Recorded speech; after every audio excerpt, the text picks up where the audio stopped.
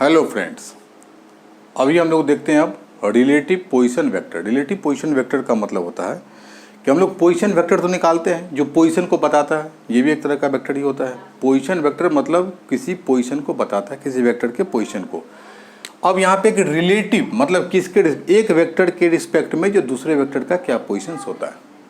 अब यहाँ पे सपोज कीजिए कि कोई वेक्टर्स यहाँ पे एक है और यहाँ पे एक पॉइंट्स होता है, तो इसका अगर पोजीशन वेक्टर ये सपोज कर लीजिए,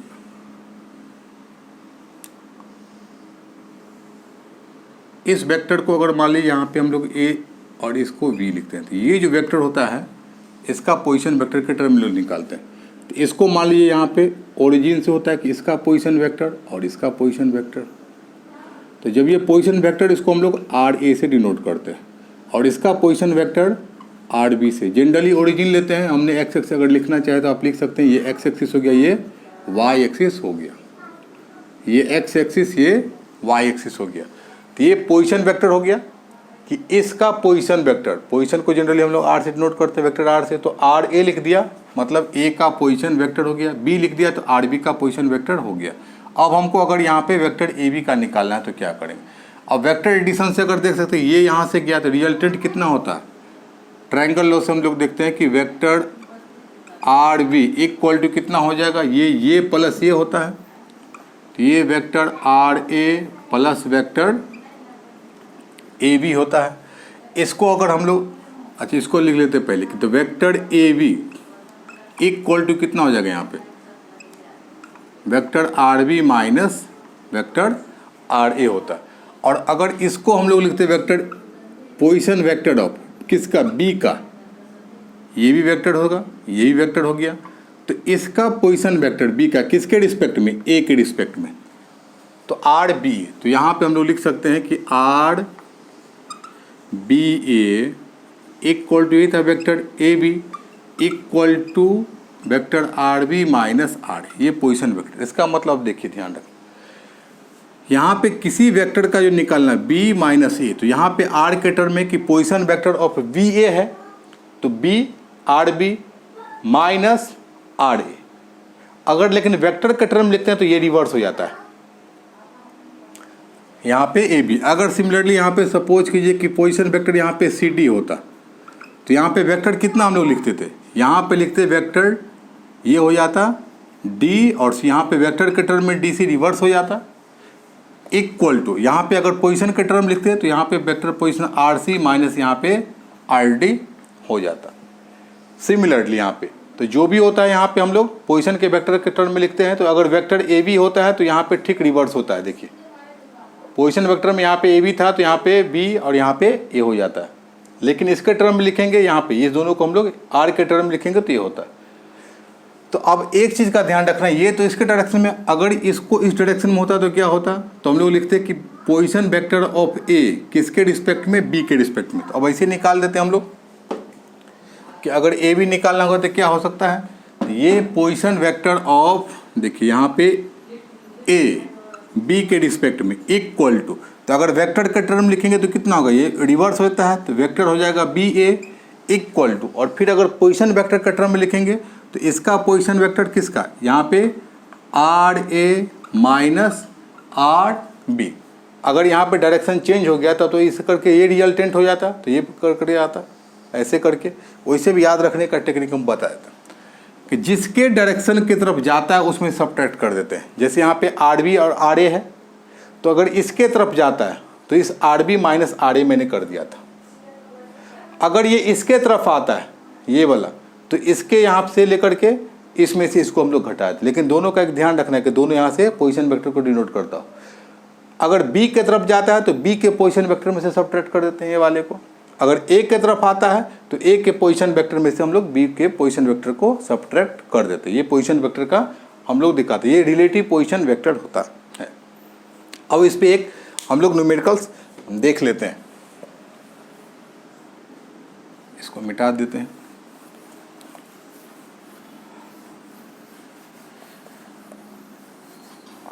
अब देखिए, अगर हम लोग कोई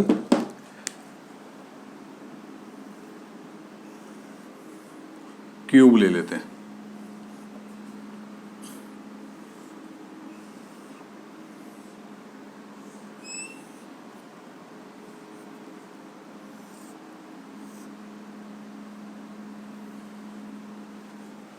ठीक से बनाते हैं।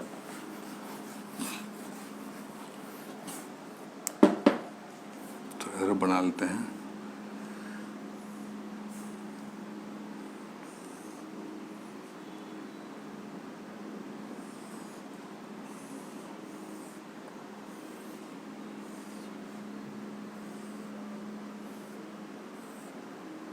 चलिए, ये मेरा कंपोनेंट एक्स वाई जेड वाला पार्ट हो गया। अब यहाँ पे अगर मान लीजिए ओरिजिन किसी को एक को एक्स एक्सिस, एक को वाई, एक को जेड ले लेते हैं हम लोग। अगर मान लीजिए क्यूब हो गया, ये सब अटैच हो गया, इसको एक्स एक्सिस हम लोग ले लेते हैं, इसको मान लीजिए वाई एक्सिस ले लीजिए, इसको जेड एक्सिस ले लीजिए।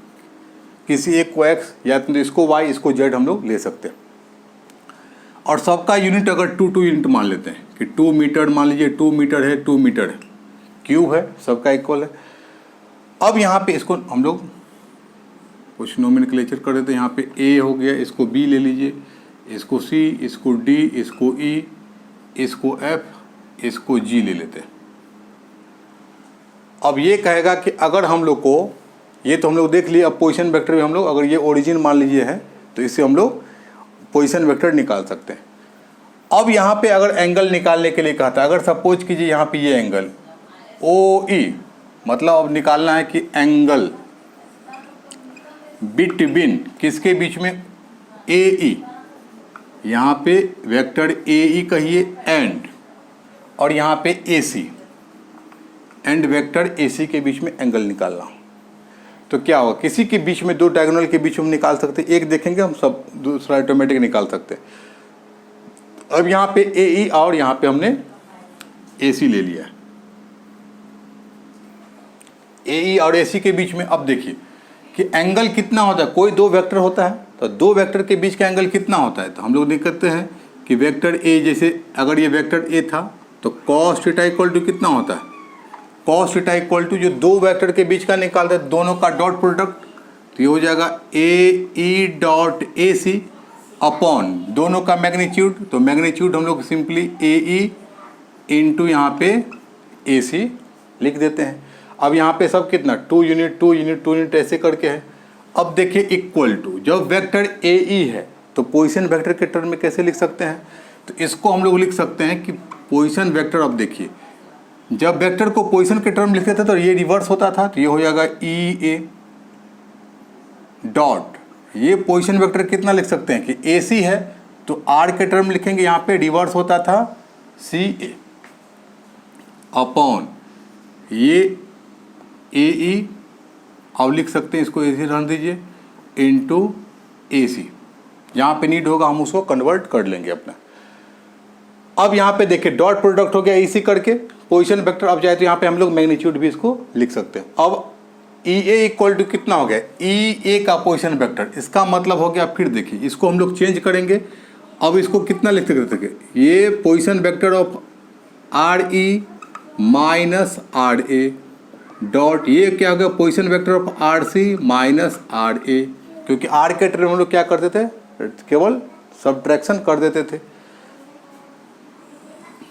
अपॉन, अब ए ई का हम लोग अभी ऐसे ही रखते हैं, मतलब इसका मैग्नीट्यूड ही है जितना हम लोग लिखेंगे ए ई इंटू ए सी, ये मैग्नीट्यूड ही लिखना है।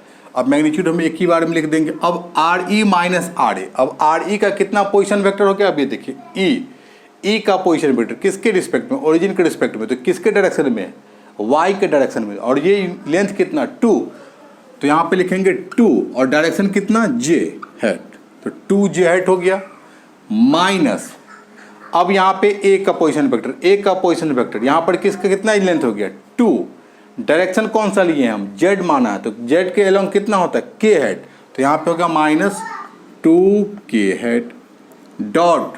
अब देखिए सी का पोजीशन वेक्टर कितना है यहाँ पे, तो सी के पास जाना है, तो सी का पोजीशन वेक्टर हमको जाना है। अभी देखिए या तो एक्स के अलोंग यहाँ पे जाइए, फिर यहाँ पे वाई के अलोंग जाइए, फिर यहाँ पे जेड के अलोंग आइए, तो इसका मतलब यहाँ पे हो गया कि यहाँ पे आ गया आपको एक्स, ये हो गया एक्स डिस्टेंस हम लोग गया, तो मतलब 2i, फिर यहाँ पे y के लॉन्ग गए तो 2j, फिर इधर आ गए 2k, तो यहाँ पे हो जाएगा 2i plus 2j plus 2k head, क्योंकि हमने सब तीनों, या इधर से भी जा सकते हैं। आप पे देखिए, पहले इधर z के अलॉन्ग जाइए तो ये कितना हो गया 2k, फिर इधर जाएंगे x के अलॉन्ग प्लस 2i, फिर जाएंगे j के डायरेक्शन में प्लस 2j, जैसे भी जाइए आप। हमको यहाँ पे आ गया तो इसका पोजीशन वेक्टर आ गया जिस जिस डायरेक्शन में जाते हैं।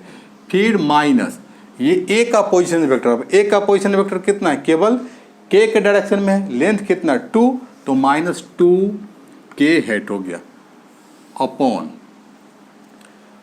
अब ये 2k तो कैंसिल आउट ही हो गया। अब इस दोनों का रिजल्टेंट इससे भी निकाले, चाहे डायरेक्ट भी आप निकाल सकते हैं।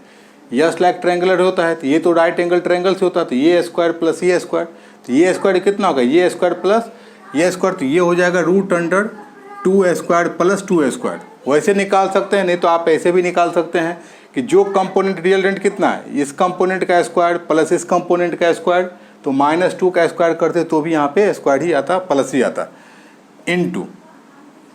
अब इसका AC का देखिए, अगर यहाँ से हम लोग निकालते हैं डायगोनली करके तो ये कितना आता है मेरे पास, ये वाला 2 वाला आता है यहाँ पे। ये अगर यहाँ पे हम लोग AC का स्क्वायर निकालते हैं तो ये सपोज कीजिए कितना, ये भी 2 स्क्वायर हो गया और ये भी 2 स्क्वायर हो गया, यही तो था इस करके। तो अगर इस ट्रायंगल हम लोग CAB में देखते हैं, CAB में अगर देखते हैं तो ये भी आएगा 2 स्क्वायर, ये भी 2 स्क्वायर, ये तो AC होगा राइट ट्रायंगल, तो फिर यहाँ पे लिख सकते हैं 2 स्क्वायर प्लस 2 स्क्वायर। यानी तो अगर यहाँ से भी लिखते हैं कि x कंपोनेंट एंड का जो भी कंपोनेंट, i कंपोनेंट का स्क्वायर, y कंपोनेंट का स्क्वायर, मैंने रिजल्टेंट में देखा था रिजोल्यूशन वाले में कि जो भी x y z के कंपोनेंट में होता है या i j के टर्म में, उसका x कंपोनेंट का स्क्वायर प्लस y कंपोनेंट का स्क्वायर अपॉन z कंपोनेंट, जो भी कंपोनेंट होता है उसका हम लोग स्क्वायर करते। अब ये इक्वल टू देखिए डॉट प्रोडक्ट हो जाएगा, अब फिर कितना हो जाएगा, सेम सेम हीरो और मिसमैच 0 वाला हो गया।